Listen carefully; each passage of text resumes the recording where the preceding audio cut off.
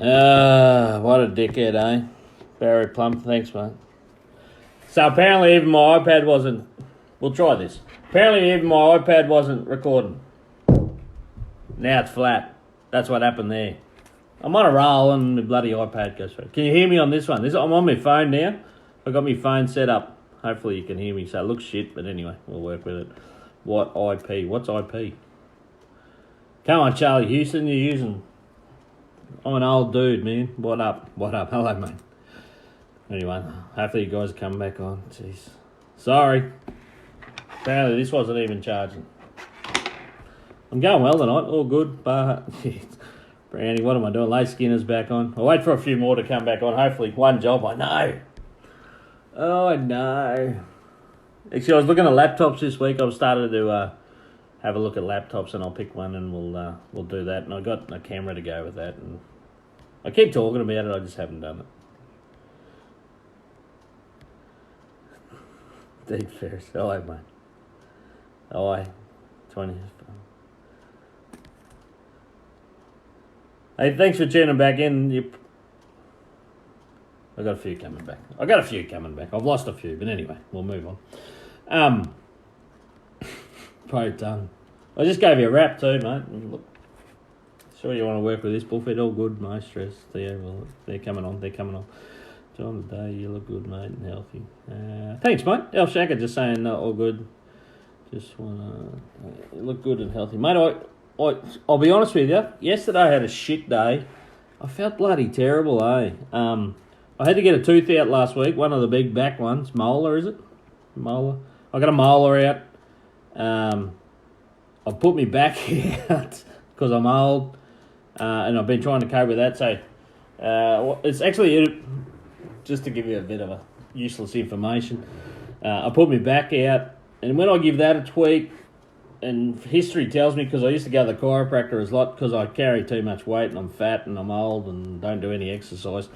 I actually put out my hip. So when I put out my hip, it throws my back out and then it gives me neck dramas and then I get migraines. So yesterday I had migraines, my tooth's aching, the hole where my tooth used to be is aching. And I was bad on the weekend. I ate heaps of shit food, track food and too much rich food. So my stomach was giving me I felt terrible yesterday. I feel better today. The haircut helps, but Shagga's back. Jeez, I'm not going there. Come on, mate. Where's your beer then? Does that fix it? Beer fixes it. Yeah, Shagga. I wish it was that easy. Oh, the cameras. Anyway, we'll try this. I'm not even looking at the camera now, am I? I'm looking... Anyway, so I'll look a bit creepy. So... where was I? Don't know. Oh, yeah, haircut. How good's the haircut? Anyway, I think I mentioned that. So we'll see. We'll see what happens this season. I'm pretty excited. Don't be surprised if I'm a bit more involved. I've got a few thoughts running through my head. I'm talking with some people and I might be a bit more involved with some stuff. Next year, 2020, might be the year. I keep saying to you guys that I'm pushing for it because I want you to do it. I want you to make an effort to travel. Pick a weekend, pick an event. Calendars are coming out.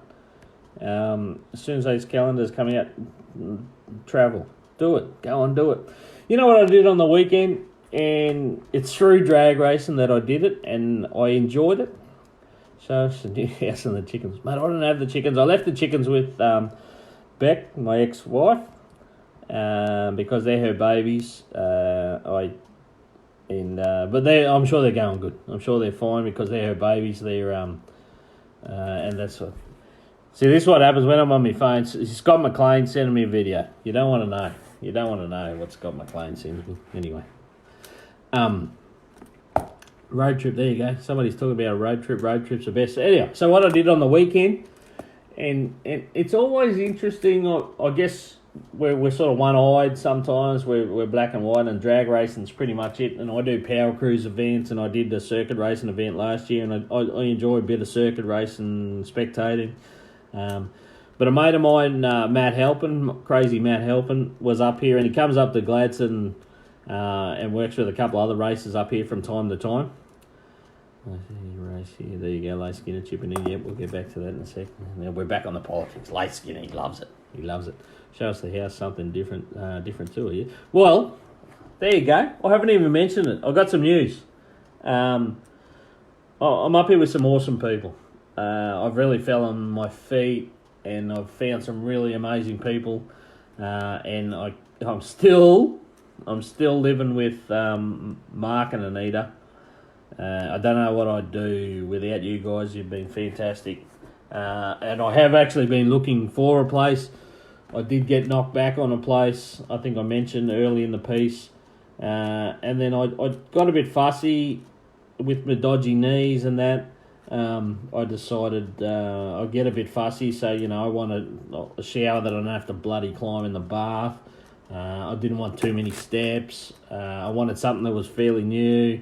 So the news is, as of Friday, I've got a place. I've got a place coming. I can't move in for another few weeks, but I found myself a place. It's a 3-bedroom townhouse. There's only me. But if you're ever coming to Gladstone, yell out. I don't care. More the merrier. If you're ever coming to Gladstone, I've got 2 spare rooms. I've got 2 bathrooms, so you don't even have to use the same toilet I do. There you go. That's probably a real benefit. They should have that on what do they call it? TripAdvisor. You don't have to use the same toilet Shagga uses. Believe me, it's a benefit. So if you're coming to Gladstone, yell out. Yell out. Come and visit me. We'll do something. I'll show you around. Trailer parking. There isn't, but I'll find something. We can work something out. Just yell out. Yell out. Room for a hauler. Everyone's bringing it. Well, all you lucky bastards with your haulers. I haven't got a hauler, but we'll work something out. If you're coming up, just send me a line. So, yeah. So, a few weeks. Hey, Dave Mahayat. How you going, champion? So I'm moving in a couple of weeks. So, I'm pretty excited. Should be good. Shagga's Tree Blue in East Northfield. Local footy field. What, to park your... I'll get in with the mayor, I reckon, before too long. It's only a small town. Small place up here. Show us your bedroom. Just hang on, mate. Jeez Louise. Not much goes on there. You know what all goes on there? Me snoring. That's all that happens in my bedroom. That's about it. So anyway, that's happening soon. Like I said, in a couple of weeks. So I got myself... I guess I'm a bit more entrenched. For 6 months anyway.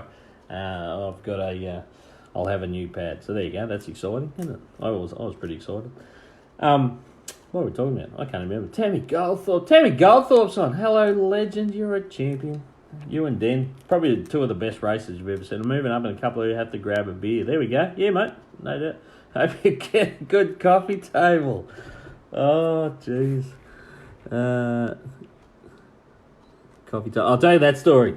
How about we do that story? Anita, you brought it up, so I'm going to bring it up. Have you said, what's that comedian's name? Is it Kinney? I think his name's Kinney. So he does a little skit, and he's talking to his mate, and they're carrying on about something, and he's like, mate, I don't know what you're talking about. He goes, all my stuff gets done, blah, blah, blah. You got to watch it. I'm no good at telling stories about, like, retelling jokes and that.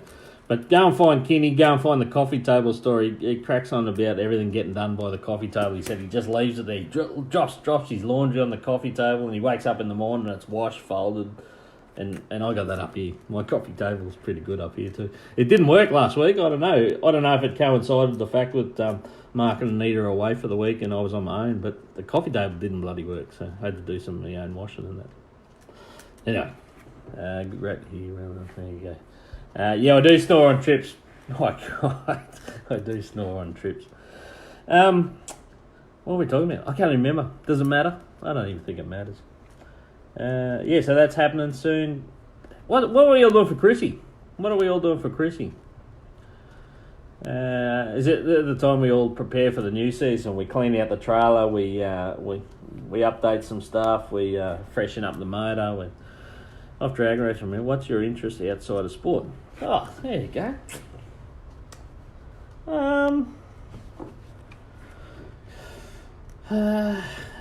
What's my interest outside of sport? That's interesting. I really don't have one. I live for this shit. So I just spent half an hour talking about the politics of our sport, but I think I love knowing about shit. I love talking about it. I love talking to people and getting their sides of the story. Getting their story. Just like sharing people's stories. I'll give you a perfect example. So, up here at Benaraby there at the last event, there's a couple of old gentlemen. These guys are in their 60s, not much older than me. But you know what, we just sat down after racing the other night, and we just sat down just talking stories, and some of those guys have got some great stories, and I'm going to give a quick shout out. I know he doesn't watch because there's probably too much technology for him. Richard Cully, sat down with him and Steve Winton, who's a guy I work with. He's a bit of a legend too, and his grandson Hunter runs junior drags, and Steve organised junior bike, I should say, and he runs all that for him. We just sat down, and Desi Pym joined us, of course. We sit down and we're just talking about old times and stories, and Dick Cully, I should say, is a bit of a legend in that he spent over 30 years in the Navy on submarines. So, obviously he can't tell us too much information because, that's also, I guess that's classified and that even though he's long finished that and whatever, but just some cool stories, and, I love that sort of stuff. And that's what keeps me coming to the track. And it's easy for me to say, but some, I guess, people come to the track, race and go home. Whereas I like just hanging around and just talking to people and just enjoying their stories and sharing their life. It's cool. I really enjoy that. So, mate, what started that? Alf Shagga said to me, "What are your interests outside of sport or drag racing?" And this is it, mate. This is what I've got. And I get involved in different aspects of it, I guess. I get involved with that. Different groups of people. So I used to be hardcore V8 only, I guess, back in the old days. So if you didn't have a Chev V8, you were no one. Then I started learning about, the various other aspects of their sport. So a bit less closed-minded.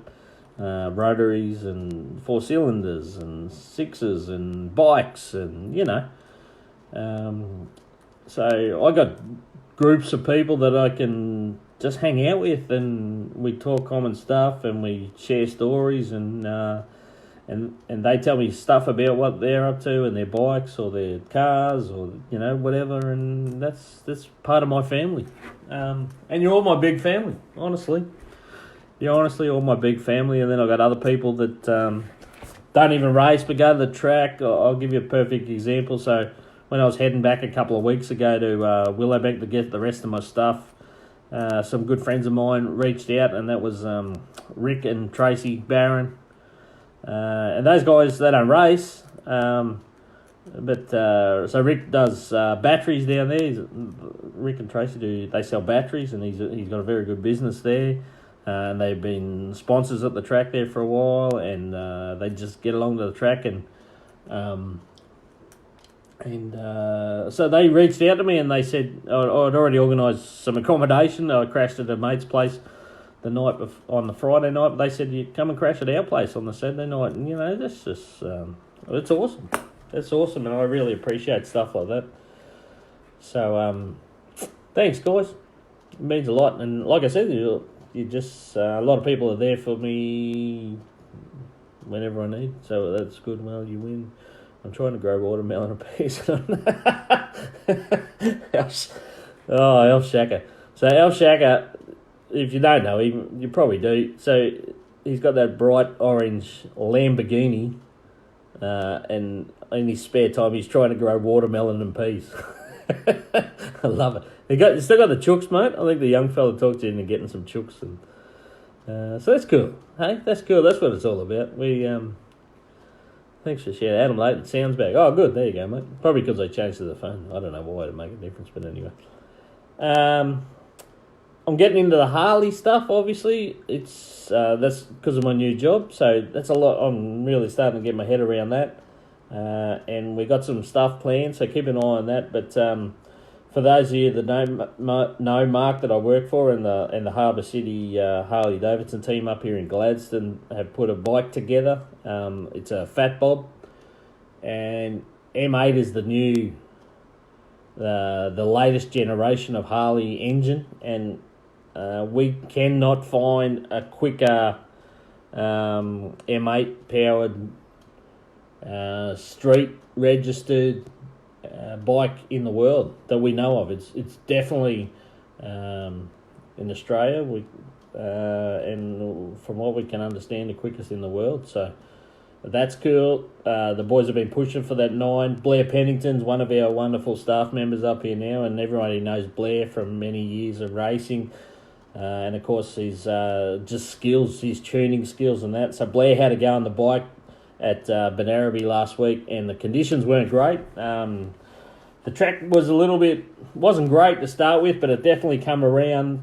But it was just a hot day, and the air wasn't there, and Blair still managed to run the quickest that bike has ever run, which was a 10.13. So 10.13 on the street Harley's not mucking around, I'm telling you that now. The target is a 9.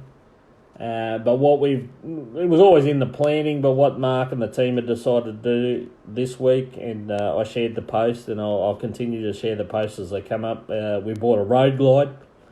We've ordered a new road glide from Harley Davidson. We're going to turn that into a drag bike and build a big engine for it. So 140. So those things come out of factory with a 117 engine, 117 cubic inch engine. We're going to piece together a 143 cube engine, and they were looking seriously at running low 9s with that thing, if not high 8s. So that's a tractor. That's a tractor for you. So that's cool. So it's good to be involved in that. Mark's also got pretty much, we're in the last stages, I guess, along with the help of a number of people putting together the Pro Slammer. So I'll be involved with that a little bit, and be a bit of a tag along with that. So that's exciting too. But we got we're working on some stuff. And I'm going to keep you updated with that. I'm going to expand my horizons a little bit. No, that's what I was talking about before. So, Matt Halpin, as I said, there we go. I've totally lost it. But Matt Halpin was up here for a couple of weeks, and he goes and helps Regan, Mitch and Lindy and all the guys at Brown & Myers Bodyworks up here. He goes and helps. He's a bit of a gypsy. He's a good bloke, but he gets around a bit. He keeps it in the drag racing family too, so he works for various drag races and that. But anyway, so he lives in St. George in Western Queensland. He comes up here and does some work for the boys up here at Brown & Myers for a bit in the panel shop. So last weekend, another mate of ours. So if you know the great Phil Laird, and Phil Laird, if you don't know him, just a master. He's a master engine builder, engineer, just a real guru, a guru of Motec, engine management systems, just a real guru, but just a real down-to-earth bloke, and it's awesome to spend time with Phil. That's it. Dinner's ready. I've got to go. I just got a photo that dinner's ready. I'll hang around for a little bit longer.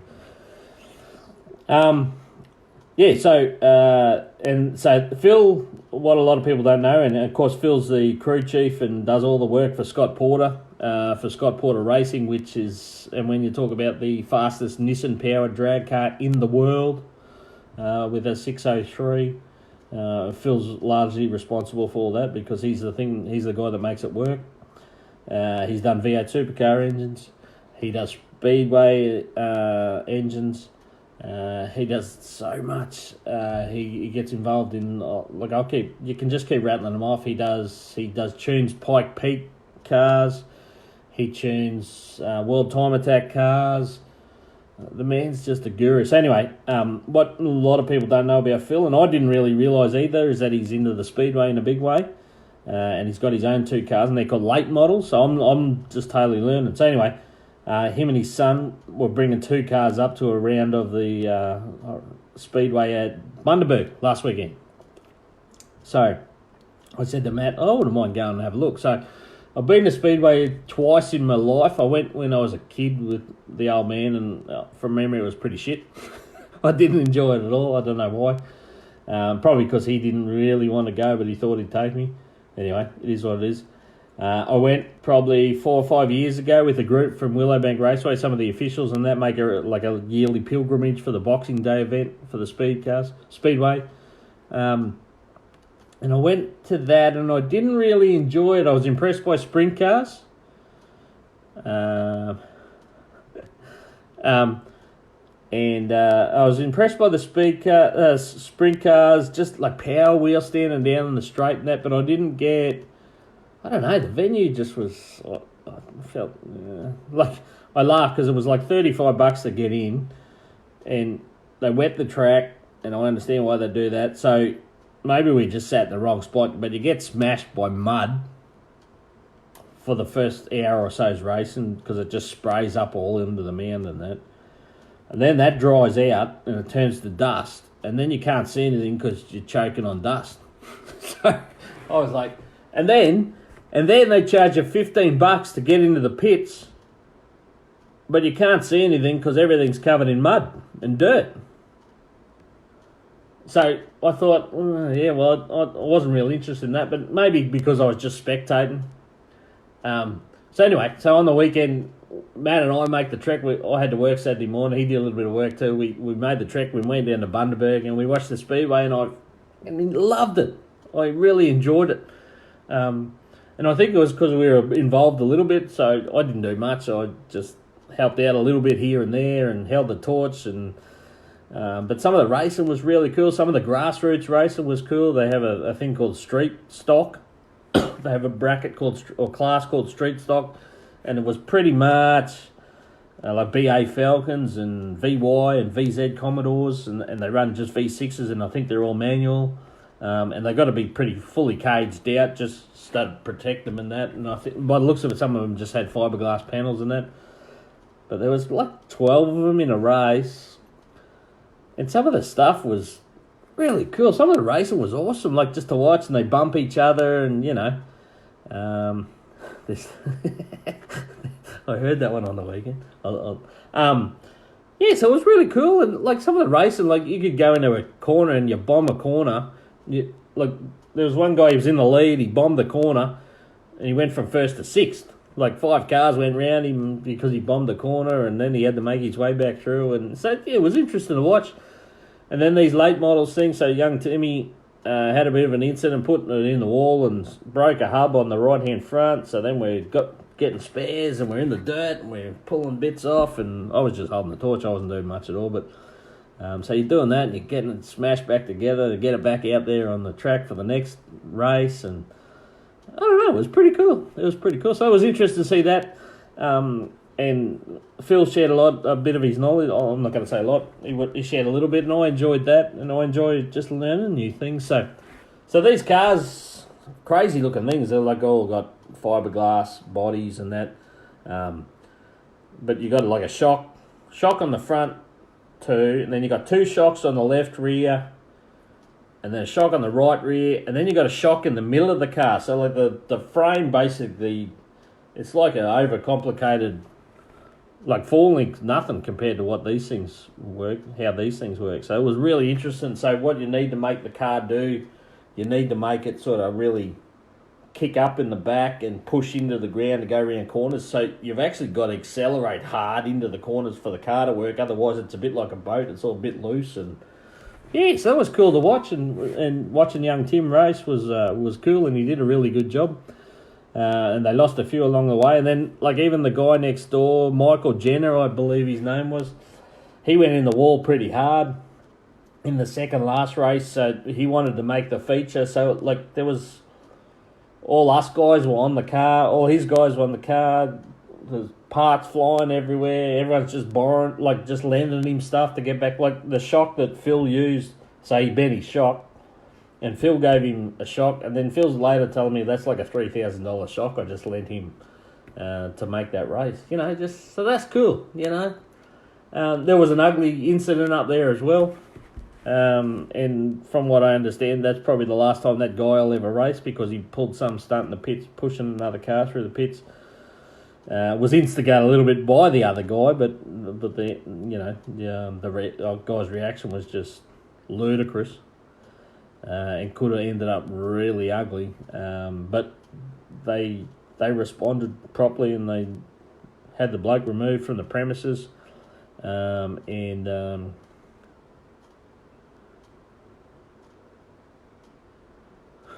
Okay. Yeah, so anyway, so that was good. So I enjoyed that. We hung out in, that's where Mark Man's come from for rodeo. Oh, there you go. Yeah. Actually, isn't it, lots of people go, oh, drag racing, it's easy. It's just, just got to drive in a straight line. That's a common misconception. But there's been some massive improvements in the last couple of years in some forms of racing, and Pro Slam is one of them, I believe, just from data and that. And obviously the radial revolution's going off. And I'll tell you what, a lot of that comes back to shocks, doesn't it? Shock absorbers and the way in travel. And Graham McKinnon just mentioned Mark Mensa shocks. And I know Craig Burns from SCF was lucky enough to go over and spend some time with Mensa last year, and he said he learnt like so much in the time he was there. So it's amazing how sometimes we're advanced, sometimes we're behind, because I guess all the speedways have been doing it with shocks for years, haven't they? I mean, and we've sort of just gotten on that we need these shocks to work and suspension to work for cars and bikes to go down the track. And like only a couple of seasons ago, for a door slam or pro slammer went 100 or sub ones to the 60 foot. That was insane. Now that we're talking 930s, 940s, pretty commonplace. So and that all to the rear end.